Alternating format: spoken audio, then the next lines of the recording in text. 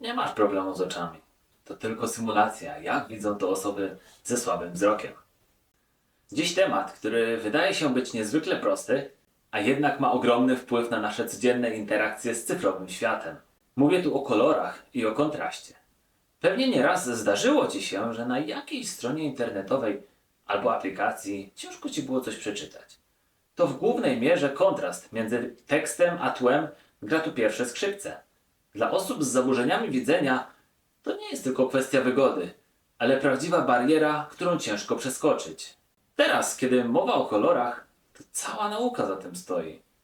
Psychologia kolorów w projektowaniu nie jest czymś, co wymyślili projektanci dla zabawy. Kolory wpływają na nasze emocje i decyzje. Weźmy na przykład niebieski. Spokój, zaufanie. To dlatego banki i media społecznościowe tak chętnie go używają. A zielony? Harmonia, zdrowie, ekologia. To nie przypadek, że marki promujące te wartości tak często go wybierają. W dzisiejszych czasach personalizacja to klucz do satysfakcji użytkownika. Możliwość dostosowania kolorystyki interfejsu do własnych preferencji, jak na przykład tryb ciemny, to już niemal standard. To wszystko wpływa na to, jak czujemy się i współpracujemy z daną aplikacją czy stroną. Bardziej jak u siebie, czy może bardziej jak w gościach. Ale pójdźmy o krok dalej, czyli do inkluzywnego projektowania, bo to już wyższa szkoła jazdy. Inkluzywność w tym przypadku to nie tylko myślenie o osobach z daltonizmem, ale też o takich dysfunkcjach jak osoby z dysleksją. Wybór odpowiedniego fontu, rozmiar tekstu, to wszystko ma znaczenie w kontekście czytelności. Przykłady dobrze zaprojektowanych stron czy aplikacji, które są przyjazne dla użytkownika, mogą naprawdę zainspirować. To pokazuje, że czasami nawet tak małe zmiany jak kolor czy rodzaj fontu mogą naprawdę dużo zdziałać. A przepisy i standardy dotyczące dostępności cyfrowej, takie jak WCAG? No cóż, to może brzmieć trochę jak biurokracja, ale w gruncie rzeczy chodzi o to, aby nikogo nie wykluczać. By każdy miał równy dostęp do informacji, rozrywki czy usług. Patrząc w przyszłość, adaptacyjne interfejsy, które dostosowują się do indywidualnych potrzeb naszych użytkowników, to kierunek, który nas czeka. To fascynujące, jak technologia może sprawić, że cyfrowy świat staje się bardziej inkluzywny. Podsumowując, chodzi o to, aby projektować z myślą o ludziach. O wszystkich ludziach. Empatia, rozumienie różnorodności potrzeb i dostosowywanie się do nich to fundamenty, na których powinniśmy budować cyfrowy świat. A teraz przechodząc do konkretnych działań, które możemy podjąć, aby nasze cyfrowe produkty były jeszcze bardziej dostępne. Po pierwsze, zapewnienie wysokiego kontrastu między tekstem a tłem jest w kontekście dostępności kluczowe. Stosunek kontrastu powinien wynosić co najmniej 7:1 dla normalnego tekstu i 4,5 dla tekstu większego.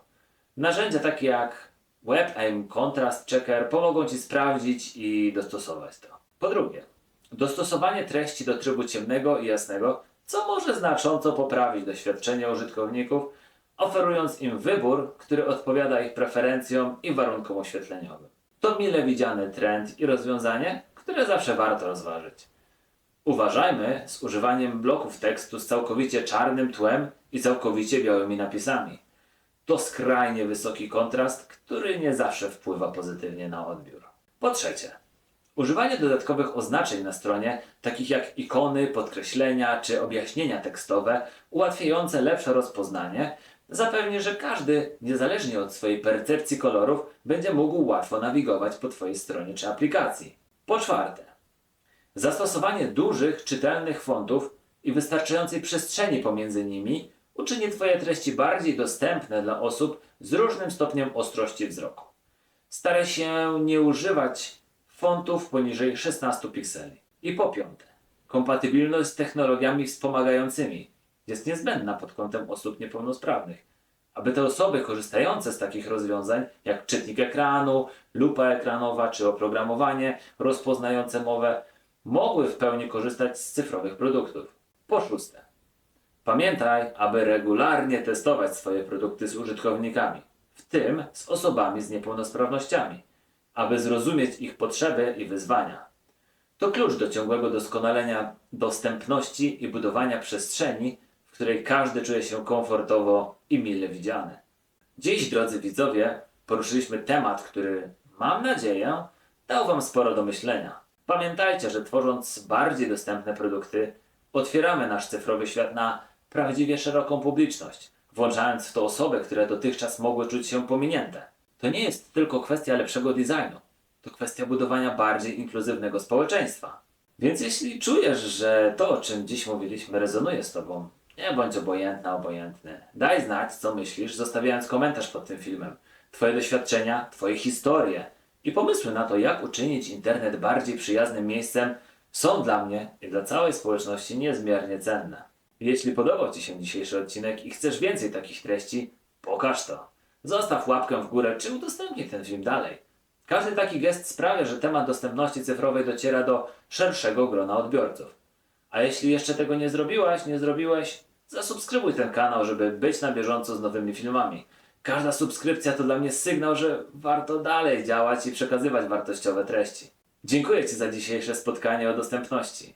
Pamiętaj, że każdy z nas może przyczynić się do budowania lepszego, bardziej dostępnego internetu. Do zobaczenia wkrótce.